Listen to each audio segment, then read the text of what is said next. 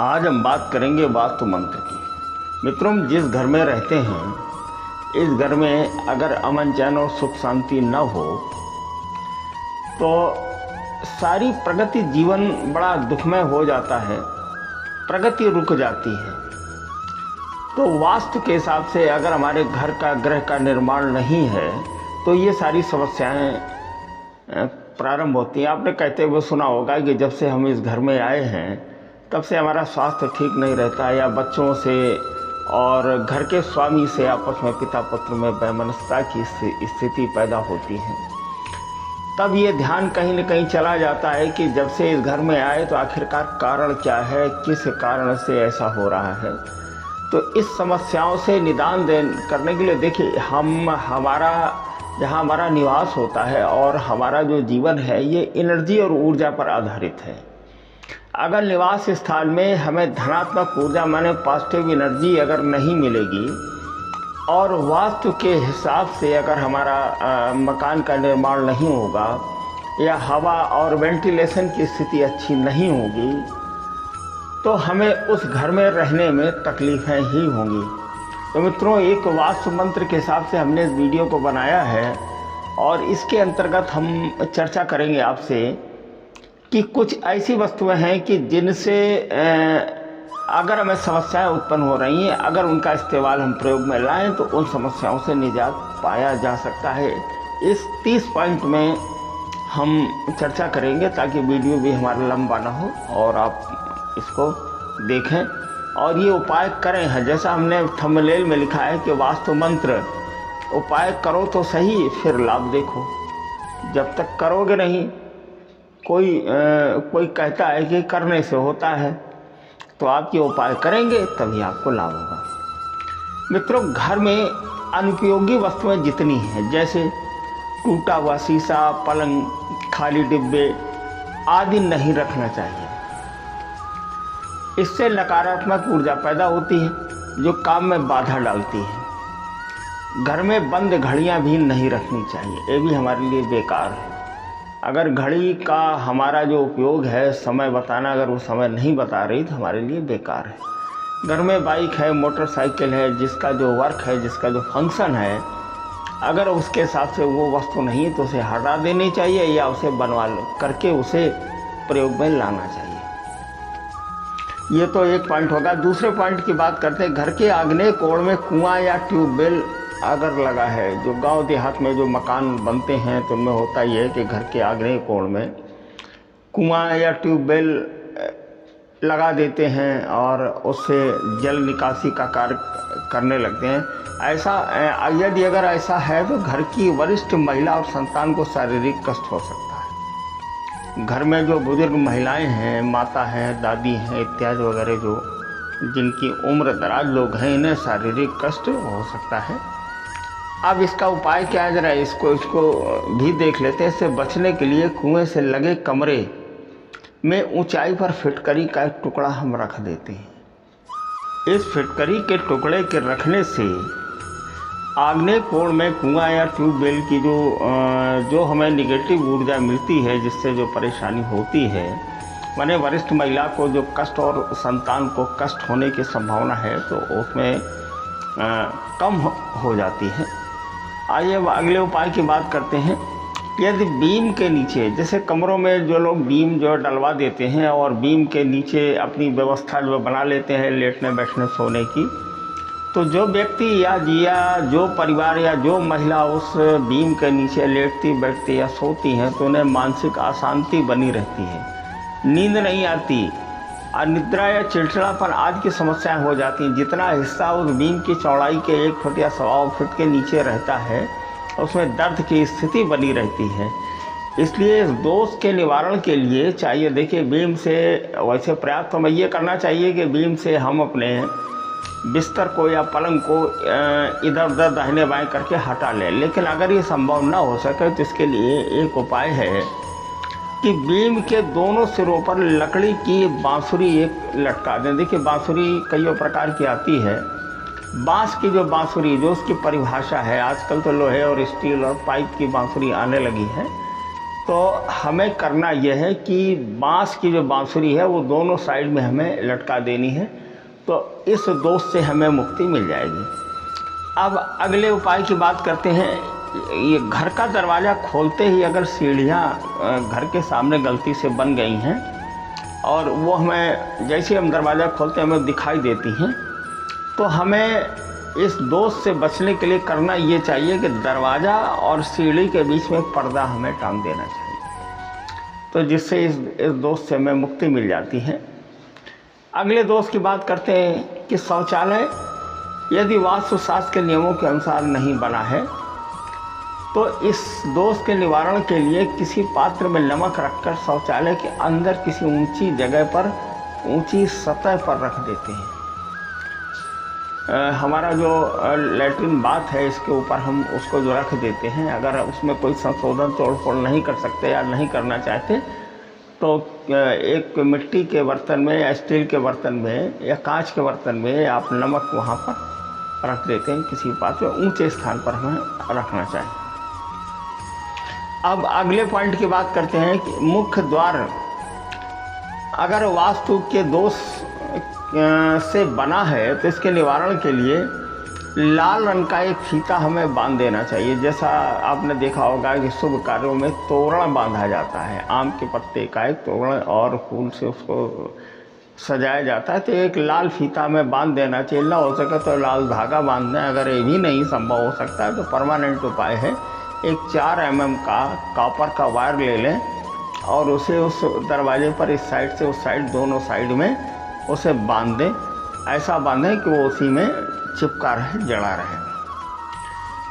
और एक रंगीन, हमने थंबनेल में फ़ोटो दी है, इस तरह का एक मिरर आता है, उस मिरर को मेन गेट पर हमें लगा देना चाहिए। इसे क्योंकि फेंग शुई आइटम है तो इसे पाकुआ दर्पण बोलते हैं। यह रंगीन शीशा होता है जिससे रोशनी, निगेटिव ऊर्जा परावर्तित होती है, तो इसे जो है लगा देना चाहिए।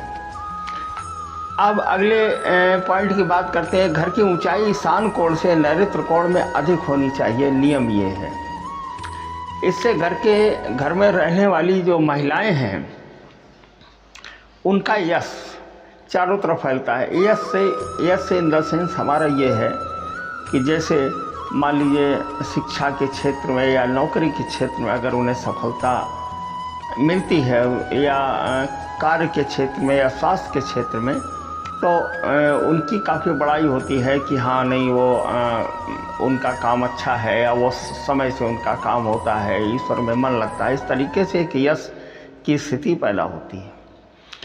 अब अगले पॉइंट की बात करते हैं। घर का पानी सदैव उत्तर पूर्व की ओर बहना चाहिए, ये वास्तु का नियम है। इससे घर में आर्थिक समृद्धि बनी रहती है, गलत कार्यों पर धन का अपव्यय नहीं होता है। तो आपको करना ये चाहिए कि पहले तो ये है कि इस पानी की व्यवस्था उत्तर पूर्व की ओर करें। अगर नहीं कर सकते हैं तो कुछ इस तरह का आप उपाय करें कि पानी जो है किसी भी तरह से उत्तर पूर्व की दिशा में ही वो जाए। मुख्य भवन पर 9 से और 4 बजे तक वृक्ष अथवा किसी मंदिर की छाया भी अशुभ मानी जाती है। मकान ऐसी जगह पर आपका होना चाहिए कि किसी मंदिर की चोटी की छाया या कोई बड़ा सा अगर पेड़ की छाया आपके अगर मकान पर आती है 9 से 4 के बीच में, तो ये अशुभ मानी जाती है। अब अगले पॉइंट की बात करते हैं। घर के मध्य में प्रवेश द्वार नहीं होना चाहिए। देखिए जो मेन गेट होता है एक साइड में होता है, कुछ लोग बीच में गेट जो बना देते हैं, इधर उधर दोनों तरफ बीच में छोड़ देते हैं। अगर ऐसा कर दिया गया ये कुल के नाश का प्रतीक है। माने इससे होता ये है कि कुल में स्थितियां खराब हो जाती हैं, नाश की स्थिति बन जाती है, इसलिए ऐसा नहीं करना चाहिए। गेट को आप शिफ्ट करा दें। घर में दुर्घटना, चोरी, धनहानि तथा स्वास्थ्य हानि का भय बना रहता है। अब अगले पॉइंट की बात करते हैं। घर के उत्तर एवं पूर्व दिशा में खिड़कियां और दरवाज़ों की संख्या अधिक होनी चाहिए, दक्षिण तथा पश्चिम में कम होनी चाहिए। देखिए ये मकान बनवाते समय या बन भी जाए तो तोड़ करके संशोधन करके आप इसे कर लें। उत्तर एवं पूर्व दिशा में खिड़कियों और दरवाज़ों की संख्या अधिक रखें तथा दक्षिण तथा पश्चिम में कम रखें। घर का ईशान कोण बड़ा और उन्नत होना चाहिए, किसी भी स्थिति में दबा हुआ नहीं होना चाहिए। ऐसी स्थिति कष्टकारक होती है।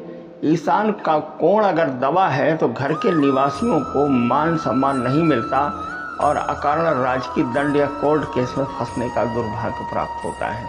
ऐसा प्राय हम लोग भी वास्तु को ठीक करने के लिए जाते हैं तो ये देखते हैं कि अगर ईशान कोण कहीं से दबा है तो इस तरीके की स्थिति पैदा होती है। आइए अब अगले दोष की बात करते हैं। वास्तु दोष के कारण यदि घर के किसी सदस्य को रात में नींद नहीं आती और वो करवटें बदलता रहता है तो उसका स्वभाव चिड़चिड़ा हो जाएगा, तो उसे दक्षिण दिशा की तरफ सिर करके शयन कराएं। देखिए, एक ये एग्जाम्पल है, आप इसे करके देखें। इससे उसके स्वास्थ्य में बदलाव होगा और अनिद्रा की स्थिति में भी सुधार होगा। आइए अब अगले उपाय की बात करते हैं, अगले मंत्र की बात करते हैं। वास्तु मंत्र जो हमने इसका नाम दिया है। अपने घर के ईशान कोण को साफ सुथरा खुला रखें, इससे घर में शुभत्व की वृद्धि होती है, माने शुभता जो है इससे घर में आती है। आइए अगला उपाय जो देख लेते हैं, अगला मंत्र देखते हैं। पूजा कक्ष की दीवारों का रंग सफ़ेद, हल्का नीला अथवा हल्का नीला होना चाहिए, हल्का पीला अथवा हल्का नीला होना चाहिए। पूजा घर में चटक और गहरे रंग ये उचित नहीं है, वास्तु दोष में आते हैं। अगले उपाय की बात करते हैं। यदि आपके रसोई घर में रेफ्रिजरेटर नैऋत्य कोण में रखा है तो इसे वहां से हटाकर उत्तर या पश्चिम में रखें। अगले उपाय की बात करते हैं। यदि संभव हो तो घर के बीच में चौक एक माने खुला स्थान छोड़ दें, उससे बिल्कुल साफ सुथरा रखें, चौक बना दें। पहले तो घर के आंगन में तुलसी का वृक्ष लगाया जाता था, इससे घर में धन धान्य की भी वृद्धि होती है। आइए अगले पॉइंट की बात कर लेते हैं। भवन में खिड़कियों की संख्या सम तथा सीढ़ियों की संख्या विषम होनी चाहिए। ये बहुत ही माने प्रचलित, लोग इसको ज़्यादातर लोग जानते भी हैं कि खिड़कियों की संख्या सम हो, माने 2, 4, 6, 8, 10, 12 होनी चाहिए, जिससे 2 में का भाग चला जाए, तथा सीढ़ियों की संख्या विषम होनी चाहिए, जिससे 2 का भाग न जाए, 13 हो, 15 हो, इस तरीके की संख्याएं होनी चाहिए। मुख्य द्वार के सामने मंदिर नहीं होना चाहिए। मुख्य द्वार की चौड़ाई हमेशा ऊंचाई की आधी होनी चाहिए। देखिए, गेट का जो परिमाण है वो इस तरह से बनाना चाहिए कि द्वार की जो चौड़ाई है वो ऊंचाई की आधी हो। अब अगले उपाय की बात करते हैं मित्रों, वीडियो लंबा हो जाएगा। घर का मुख्य द्वार छोटा हो तथा पीछे का दरवाज़ा बड़ा हो, वहाँ के निवासी गंभीर आर्थिक संकट से गुजर सकते हैं। लोग बनवाने में ध्यान नहीं देते हैं। घर का जो मेन गेट है, अगर उसे छोटा कर दिया तथा पीछे बड़ा दरवाज़ा उसके जो है लगा दिया है ना, तो इस घर के लोग रहने वाले आर्थिक संकट से परेशान होते हैं। मुख्य द्वार पर कभी भी दर्पण ना लगाएं। ये तो हम अक्सर प्राय मना करते रहते हैं कि मेन गेट पर दर्पण ना लगाएं। इससे होता है कि सूर्य के प्रकाश, जो सूर्य का प्रकाश है वो परावर्तित होकर के बाहर चला जाता है। या ऐसी कोई चमकदार चीज़ भी ना रखें जिससे परावर्तन हो और जो पॉजिटिव एनर्जी है वो बाहर आपकी चली जाए। इससे क्या होता है, वैभव एवं ऐश्वर्य नष्ट हो जाता है। अब अगले उपाय की बात करते हैं। भवन की दीवारों पर जो सीलन आ जाती है, दरारें आदि आ जाती है, इन्हें जल्दी ठीक करवा लेना चाहिए, क्योंकि ये घर के सदस्यों के स्वास्थ्य के लिए ठीक नहीं होती। अगर हमने देखा है दीवारों के नीचे सीलन बनी रहती है, लोग बने, ये वास्तु दोष में आता है। इससे घर के मेंबर बीमार रहते हैं।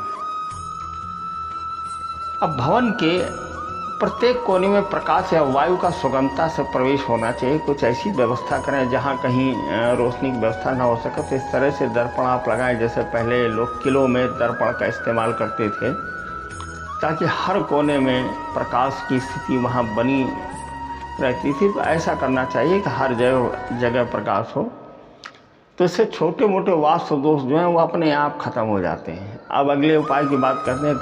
घर के मुख्य दरवाजे के पीछे एक छोटा झाड़ू रख दें, टांग दें उसे जो दीवार पर, जिससे लक्ष्मी जी की कृपा हरदम बनी रहती है। आइए अगले पॉइंट की बात कर लेते हैं। घर के 3 द्वार एक सीध में कभी नहीं होना चाहिए। मित्रों नोट कर लेंगे कि 3 दरवाजे एक साथ बिल्कुल भी न रखें। मुख्य द्वार सदैव अन्य द्वारों से बड़ा होना चाहिए। ईशान कोण में सीढ़ियां बिल्कुल भी न बनवाएं। सीढ़ियों का घुमाव सदैव पूर्व से दक्षिण और दक्षिण से पश्चिम और पश्चिम से उत्तर और उत्तर से पूर्व की ओर होना चाहिए। देखिए फिर से आप जो समझ लीजिए इसको, सीढ़ियों का जो घुमाव है, जो जिसे बीच में फुटरेस्ट बनाते हैं, वो पूर्व से दक्षिण हो, दक्षिण से पश्चिम की तरफ जाएं और पश्चिम से उत्तर और उत्तर से पूर्व की ओर जाएं। अर्थात सीढ़ियां सदैव बाएं से दाहिनी ओर को मुड़नी चाहिए। मुख्य द्वार खिड़कियों में घंटियों की झालर लगाने से नकारात्मक ऊर्जा का ह्रास होकर घर में सकारात्मक ऊर्जा का प्रभाव होता है। ये एक चाइनीज़ घंटियाँ आती झालर टाइप में होती हैं, जो हवा के वेग से बजती हैं, तो इससे नेगेटिव एनर्जी बाहर जो है चली जाती, पॉजिटिव ऊर्जा आती रहती। मित्रों हमने जैसा लिखा है, ये जो उपाय हैं इसे आप करें और फिर आप फ़ोन करके या कमेंट करके हमें आप बताएं कि हमने ये जो वास्तु के मंत्र दिए हैं इससे आपको लाभ हुआ कि नहीं। मैं हमारा दावा है, हमारी गारंटी है कि 70 से 80% हमारे ये 30 पॉइंट जो हमने दिए हैं, अगर इनसे आप प्रभावित हैं, ये उपाय अगर आप करेंगे तो इनसे आपको लाभ होगा। इसके साथ में वीडियो बड़ा हो गया है, हम इसे अब समाप्त करते हैं और किसी नए कार्यक्रम में हम आपसे मुलाकात करेंगे और एक आग्रह करेंगे कि इसे सब्सक्राइब अवश्य करें ताकि हमारा भी मनोबल बढ़ा रहे और आपको हम नए नए प्रोग्राम और कार्यक्रम हम आपको ला करके देते रहें। धन्यवाद, नमस्कार, जय श्री राम।